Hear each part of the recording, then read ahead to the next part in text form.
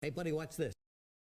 Hello, Regis Gilbin is the name and Hearthstone is the game, and it's time for part 5 of our Rastakhan's Rumble review. This time around, we're looking at 10 new cards, and there are some really good ones in this set, so you won't want to miss it. Of course, hit the quick reviews link in the description below if you just want my 5-star ratings. Otherwise, let's go ahead and jump into the detailed reviews.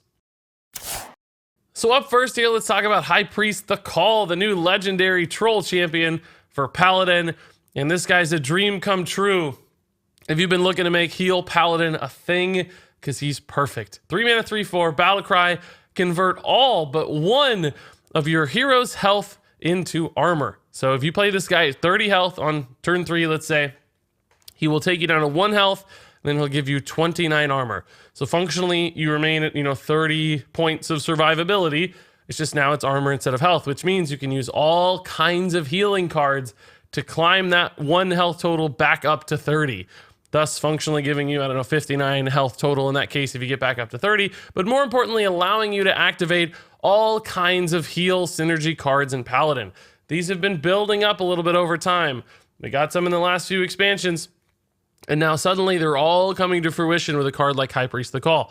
If you tried to make heal Paladin in the past, you'd often find it was just tough to take a lot of early game damage. Warlock's good at that with their hero power. They have lots of self-damage cards. Paladin's not quite as good. You had to use weapons, you had to use crystallizers, and it never felt complete. It always felt like there was a missing piece.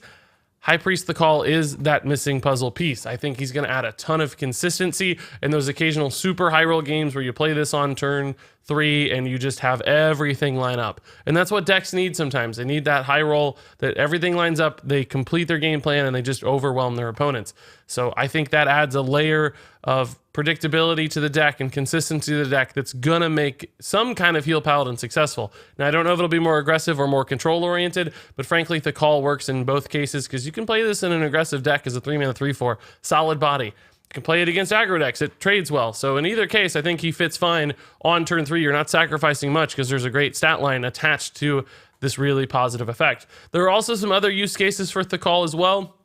Good against things like Alexstrasza, for instance. Your opponent can't really Alexstrasza you if you have no health to work with anyway. They just end up healing you. So sometimes that could deny future combo decks, perhaps. Beyond that, if you bounce High Priest Thekal back to your hand with like Zolas, or you make copies of him, whatever it is, with Baleful Bankers or something, you can do some pretty sneaky things where you actually gain a ton of armor, because you can gain 29, heal back up to 30, play a second High Priest Thekal, gain another 29 armor, heal back up to 30. As long as your deck has that healing and you can stay alive long enough, cards like Thekal make it so you can get, high health totals like Druid or Warrior. Maybe not quite as reliably, maybe a little more difficult to achieve, but if you need to beat a combo deck, those opportunities do exist. And I think Paladin's going to have the healing here, by the way, to make all of this work between the new lifesteal cards like Shirvala, and just Crystalsmith Kangor for all the double healing. I don't think filling your health back up is actually going to be too challenging.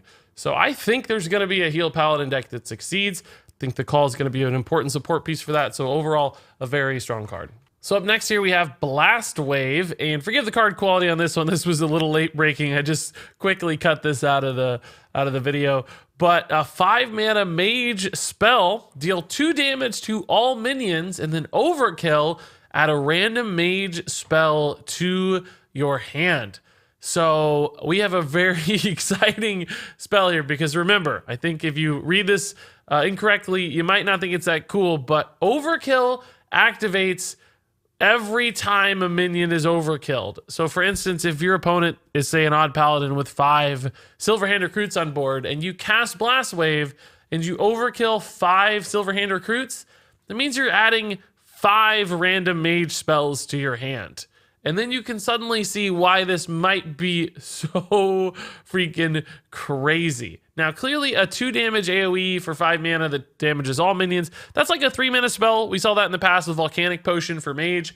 That would mean that for 2 mana here, you're getting this extra overkill effect. If you're only adding 1 spell to your hand, maybe that doesn't feel that good. If it doesn't add any spells, it feels pretty bad and you're paying a penalty as far as mana cost is concerned.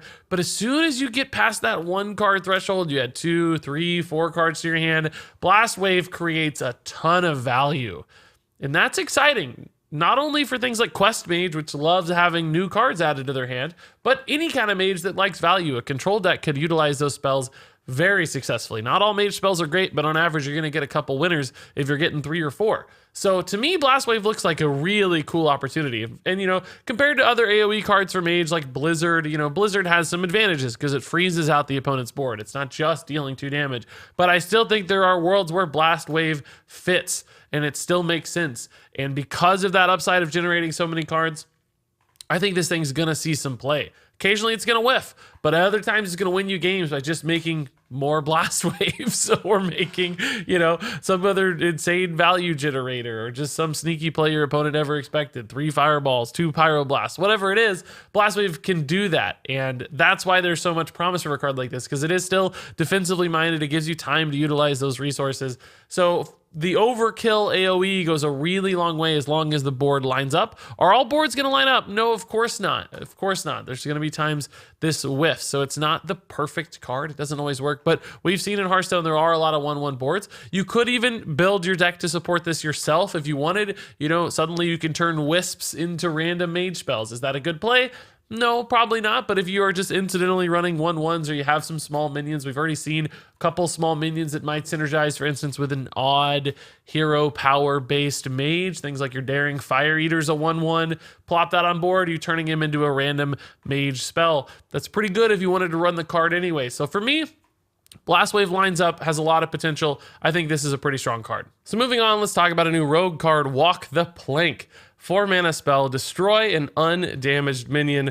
Amazing name, artwork, fantasy. They nailed it there for the pirate theme here. And I think this is a solid card as well. It fills a nice gap between like early game removals, like those backstabs, maybe some eviscerates, and more of the mid game, maybe slightly awkward stuff like Vile Spine Slayer or Assassinate. Assassinate's not the card Rogue is typically run. Vile Spine Slayer has been the predominant method of single target removal for Rogue for a long time. I don't know that Walk the Plank's better than Vile Spine Slayer because that minion attached to it's so powerful at swinging the game, but it's less awkward to use and it's a spell, which could have important implications for Rogue. So there might be decks that prefer this over the Vile Spine Slayer. And of course, Vile Spine Slayer will rotate out of standard format soon. So something like Walk the Plank could become that mid-game single target removal spell. Also working with preparations, pretty sneaky. So if you really need mana or you want to do something like play a big Edwin behind Walk the Plank, opportunities like that exist. Rogue can do nice things with spells. And the fact that it has a bit of a limitation here with the undamaged minion aspect, I don't think that's a challenge for a card like this. Very rarely are you looking to destroy things that weren't just freshly played, like your opponent plops that Lich King down. It's not usually taking damage. So most of the time, I'd say like 98% of the time you want to use this card, it's going to be fine. It doesn't matter that there's a limitation. It would never make a difference anyway.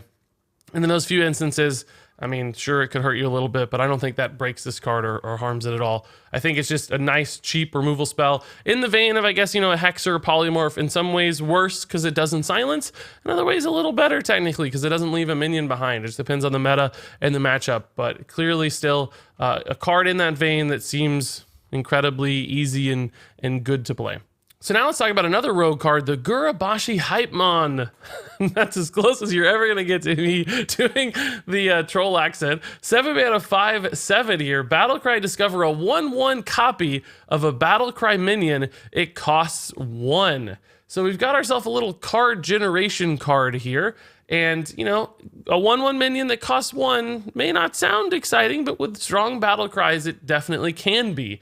And we've seen some new battle cries already for Rogue, like Grawl the Shark, that could be pretty nuts on a 1 mana 1/1. We've also seen battle cry synergies with Spirit of the Shark, where you can double your battle cries. So clearly this little battle cry theme is starting to come together, and that's intriguing. Maybe there's some way to do some crazy stuff with a card like Gurubashi Hypeman and just, you know, maybe make an 8 mana play that's incredibly strong.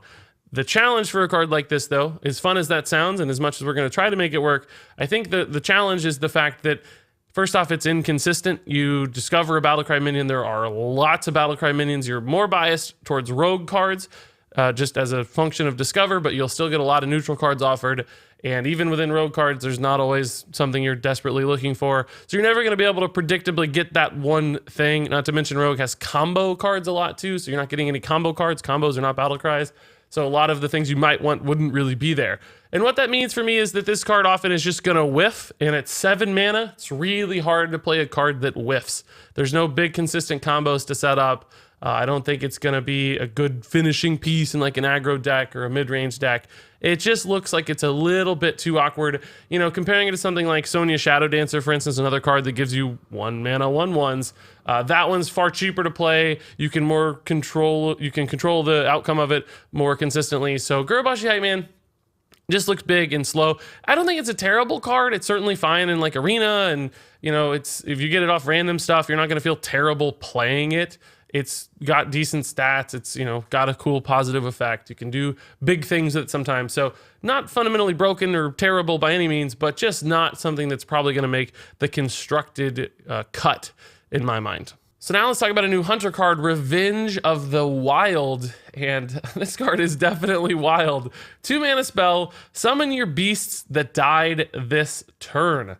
So yeah, summon your beasts that died this turn. If you kill off multiple beasts in a turn, you get them all back for 2 mana. And sometimes that's going to be bonkers. There are a lot of instances where Hunter gets ahead on board and it trades in a few beasts, and getting even just a couple 3/3s back for 2 mana, you know, like a couple of those Spellstone or Flanking Strike Wolves, getting those back for 2 mana, that's very, very good. And then beyond that, there's some big, you know, planned stuff you can do with this. For instance, Flark's Boomzooka, 8 mana legendary spell in Boomsday Project. What does it do? It pulls minions from your deck. They trade into the board, and then they instantly die. They guaranteed die. What does that leave you with 8 mana? Sometimes it leaves you with 2 mana remaining, which means you can resummon them. So yes, you could pull 2 Savannah Hymens and a King Crush from your deck with Flark's Boomzooka. They could clear your opponent's board. Then for 2 mana, you could resummon 2 Savannah Hymens and a King Crush, and you'd also have a full board because you'd have 4 2/2s from the leftovers of the Savannah Hymen, the hyenas. So you'd have a full board, 10 mana, board clear, resummon. Like, it's just bonkers, right? That's crazy. And I know that Flark's Boomzooka is only 1 card in your deck, so that's maybe not something you can do consistently, and you're not always going to get the exact beasts for that, right? But even outside of that, even if that whiffs, there are still so many instances where this card would be amazing. Sometimes just trading in 1 3/3 with it would still be worth it. A 2 mana 3/3 is not bad in Hunter. The only challenge or the risk for this card is that when you fall behind on board, if you don't have something to trade in, it's going to be a lot harder to make it work because you're just going to be playing your minions out. Your opponent will be dictating the trades. But even then, there's kind of an upside to this card existing or being in the meta, because then your opponent might say, God, I cannot leave him trades on the board. I can't, for instance, go face. I have to trade into his stuff. Maybe they're playing a zoo deck and they want to go face. They want to turn the corner, but they can't, because if they risk leaving up that Flanking Strike minion, they get too punished by cards like Revenge of the Wild. So it creates this intriguing friction point for your opponent sometimes as well, just by being around. And that's kind of cool as well. So essentially, only when you're on the complete back foot and your opponent's dictating the game incredibly is this card bad. In every other case, I think it's good. And then even sometimes when you are on the back foot, if you run Unleash the Hounds, think about it. Revenge of the Wild's good again. So I don't really know that there are downsides. Summon 6, Hounds from Unleash the Hounds, trade them all into your opponent's board, play Revenge of the Wild, get 6 Hounds back again. That's really good. Trade in again. There are so many ways to play this card. I just don't see how it fails. It makes so much sense to me across the board, whether it's those big Flarks combos, just consistent mid-game cheap minions, huge swing turns occasionally, Unleash the Hound combos, whatever it is, Revenge of the Wild just looks really strong. So I think this is fundamentally going to be a card that's very important to Hunter, and maybe even changes like the shape of Death Rattle Hunter or makes Flark's Boomzooka come to life. I think this card has tons of promise. And then up next we have Lickem. I almost can't believe this is the real artwork and the real name, but this is a new Shaman Weapon, 2 mana 1/3 overload synergy card. It has +2 attack while you have overloaded mana crystals. So that means it becomes a 2 mana 3/3 if you have overloaded mana crystals. And let's just clarify, 2 mana 3/3 is very good. We saw Fiery War Axe in the past be one of the strongest cards in the game, so much so that it had to get nerfed. So when this thing is active, it's going to be incredibly powerful, right? Like a 2-mana 3/3 weapon is such a good early game card. The problem there, of course, is how do you get overloaded mana crystals on turn 2 when it's most impactful? And how does all that line up? I don't think it does often. That's the issue, right? So, for instance, if you wanted to be overloaded on turn 2 when you played Lickem, you would need to play an overload card on turn 1. But then you can't afford to play Lickem on turn 2 because you're overloaded. So you got to wait until turn 3 to play Lickem. But then maybe you don't have another overload card. Maybe you overload yourself the same time that you play Lickem. That's one way to increase how reliable this goes off. But then it's happening later in the game. You're maybe making plays you don't want to make. So I think there are going to be some instances where, you know, maybe there's like a turn 3 and 4 where you get like 2 straight turns of overload where this looks like a really good weapon. But then I have to ask myself, like, would you rather just run Stormforged Axe? It's another 2-mana weapon. It still contributes to your overload game plan. Are there other stronger cards that reward your overload? Because this, you know, this is a reward for overload as opposed to an overload setup. Maybe you'd rather just have Stormforged Axe to set up the overload and pay off with some other card. It's just going to come down to curve and what a deck needs and where things line up, right? That's the issue for Lickem. It's hard to predict what a deck might look like in that case. I don't really know that an overload deck's going to find success anyway. There's a lot of shaman cards left. So I think some promise here, some potential for a card like Lickem, clearly, because a 2-mana 3/3 is just amazing. Just some hurdles to overcome on that path towards success. So I don't see this as a standout star card right away, but a card that has the potential to see play. Moving on, let's talk about some neutral cards. The Masked Contender up first. I love this guy, looks like a wrestler. It's awesome, he's very buff. 3 mana 2/4, Battle Cry. If you control a secret, play a secret from your deck. And this is looking like it's going to be a strong card, particularly in Hunter, where a 2-mana secret plays beautifully on curve into a card like Masked Contender. Could frankly even work a little bit in Mage as well, particularly on coin, where you might want to coin a secret and then play Masked Contender. The thing you're going to have to keep in mind when playing secrets is, are they going to activate? Because if they don't have... if they don't last until the following turn, when you follow it up with Masked Contender, he's just going to whiff, and he's just going to be a 3-mana 2/4. So there are a lot of secrets that you can usually play without risk of them getting activated, you know. But in some cases, you won't be able to avoid it. So I do wonder, as good as this card is, you know, in that kind of mad scientist line of play where it's like, ooh, I get to thin out my deck, I get to put a card into play for free. That sounds amazing. I do wonder if the whiffs on this guy, those occasional turns, you know, maybe it's just like 3 out of 10 times, right? Maybe it's not even half the time he fails. But when he does, is he going to feel so bad that you just, you know, you can't afford to run him in your deck? Or is the upside so strong that it's okay and you're happy to sacrifice that? I'm not sure yet. It's one of those cards I feel like you kind of need to play to get a good feel for it. But my guess, the stance I'm going to make is that he's probably still good, because there are instances, of course, later in the game, you're not always going to have this guy on turn 3, but later in the game, you know, turn 5, turn 6, you can play a secret the same instance you play Masked Contender, and you know he's going to go off. So that is enough reliability for me that those turn 3 high rolls are going to be worth it, because he still has sort of a backup plan. And even on turn 5 or 6, you know, thinning out your deck and spending 3 mana or 2 mana for free, or I guess technically 1 mana if you're a Paladin, although I don't think this is nearly as good in Paladin or Rogue. I should mention Rogue too now that they have secrets, also 2 mana secrets. Regardless, I don't think he's as good in those instances, because the secrets to me just aren't as strong or don't go as far. Looks more like a Hunter or Mage card. Regardless, though, clearly cheating some mana into play, thinning out your deck, those are strong things to do for a 3-mana neutral card. And that to me means Masked Contender still does look like quite a contender in Hearthstone. So I think this will be a solid card that some secret synergy deck finds a way to play. Moving on here, we have the Soup Vendor, a neutral 2-mana 1/4. Whenever you restore 3 or more health to your hero, draw a card. So we've got some health healing synergy stuff happening with the Soup Vendor. Unfortunately, I think this card has some problems. First off, its stat line just isn't that exciting. 1/4s, although, you know, good maybe against like token odd paladin stuff, often isn't really the stat line you're looking to trade in the early game. It's often just going to eat, you know, a couple hits and not actually kill anything on its own right. So poor stat line is a challenge for a 2-drop.